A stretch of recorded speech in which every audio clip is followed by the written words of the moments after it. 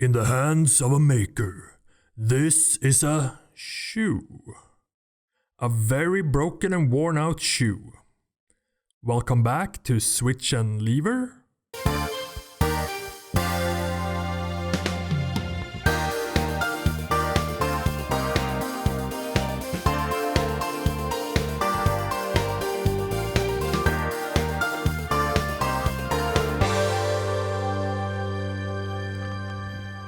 So, why is that shoes, just like underwear, become most comfortable just before they completely fall apart? Well, just like you would fix underwear with duct tape and random piece of yarn, let's see if we can find a clever way to fix these shoes. Upon closer inspection, we can see just how worn out the sole of this shoe is.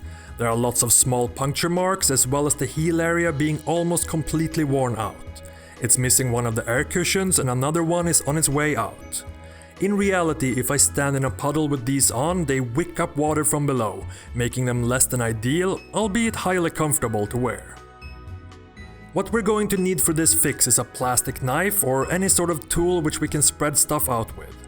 We'll need some tape, duct tape or masking tape should do fine, and we are going to need some ice. Maybe most importantly though, we are going to need some Shoe Goo.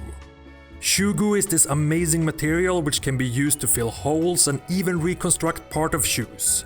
It goes on like a thick liquid but cures over the course of 24 hours to a reasonably hard rubber. Combine this with being more sticky than if you get bubblegum stuck in your hair and you have the perfect combination to fix worn out shoes. Before you start, make sure that your shoes are dry and at least reasonably clean, otherwise the Shoe Goo will not stick properly. Since the heel on these shoes are so worn down, we'll need to build up a barrier around the back of the shoe to contain the goo. Make sure when you tape up your barrier that you have sealed the tape thoroughly against the back of the shoe to prevent leaks. While Shoe Goo is reasonably viscous, the long cure time means that it will have time to wick down into all the small crevices before it cures. When you have your barrier up, just squirt a good amount of Shoe Goo down into the area you want to fix. Don't worry about getting it neat to begin with, just approximate where you want it to end up. Then take your plastic knife and start spreading it around, kind of like shoe butter. Butter. If your sole has a lot of texture, help the goo to get down into all the small areas to help with proper adhesion.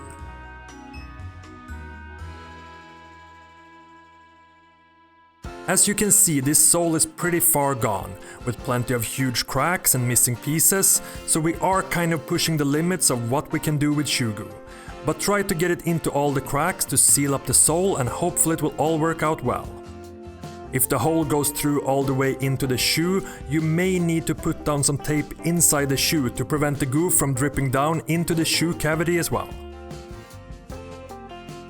The Shoe Goo is sticky and messy as you wouldn't believe though, so work carefully and try not to get any goo where it shouldn't go.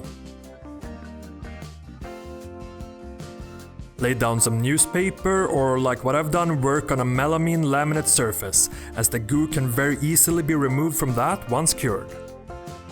Do not get any goo on your clothes or it will become a permanent part of the fabric. When cured, it truly is like a reasonably hard rubber or plastic and can take a fair bit of abuse before breaking. Add more goo to other areas which may need it. You can even work it into the small puncture holes to seal them up. Again, get it on approximate and then work it in with your knife. Once you reach a reasonably alright result, it's time to bring out the ice. No, it's not time for a celebratory cocktail just yet. Grab an ice cube and while fighting frostbite, use it to smooth out the goo even further. The goo will not stick to the ice, so it is the perfect material to use to smooth it out properly. Though, even though it won't stick to the ice, I wouldn't recommend putting it into your drink when you're done. If the ice starts to melt too much in your hand, grab another cube and continue working. Once you feel happy and you've fixed everything you can fix, set your shoes aside for a good 24 hours to let the goo set up. Much of it will set up much faster, especially the thinner areas, but if you have any sort of thicker areas, you definitely want to wait the full 24 hours before proceeding. Do check back after a little while though to make sure there are no leaks, and once it starts setting up a little bit, you can add more goo to areas where it may have sunken down. Again, you just repeat the ice procedure to smooth things out.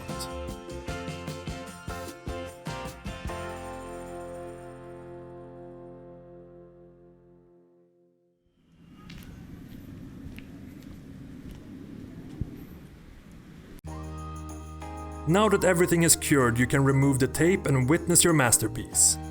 Probably it won't be 100% perfect, especially around the back of the sole. To fix this, you can take your trusty maker knife and simply carve away and shape the rest of the shoe goo to fit the shape of the shoe. Since this is air curing and duct tape is reasonably airtight, some areas may not have cured fully even in 24 hours. Mine was still a little bit soft in places, but you can just leave it for longer and out in the open it should cure in not too long. It may be a better idea though to use something like paper masking tape as it may be more air permeable, which should help with the curing. I also had a small leak where the goo got on the outside of the shoe. Depending on your shoe, that may be a problem, but with luck my shoes were dirty enough that most of the goo could be removed with a little bit of rubbing and scraping. Your mileage may vary though, so do be careful. Either way, we are done. The sole is back to, well, maybe not new shape, but at least something a lot more usable than what it was before.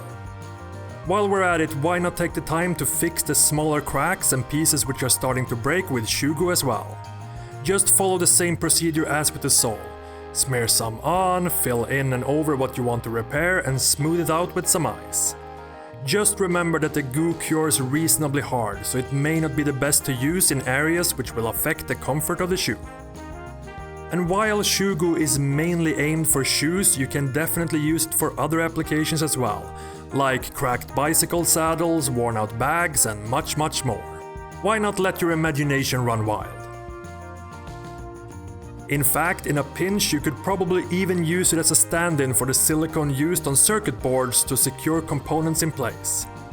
Why don't you get some PCBs made from PCB Way and give it a try? PCB Way offers PCBs in a wide variety of colors, layers and material. They even offer flexible PCBs and they ship all around the world. Try them out today, and with 10 regular 2-layer PCBs starting at only $5, you have nothing to lose. Remember that supporting Switch and Lever sponsors helps the person running this channel to afford new shoes.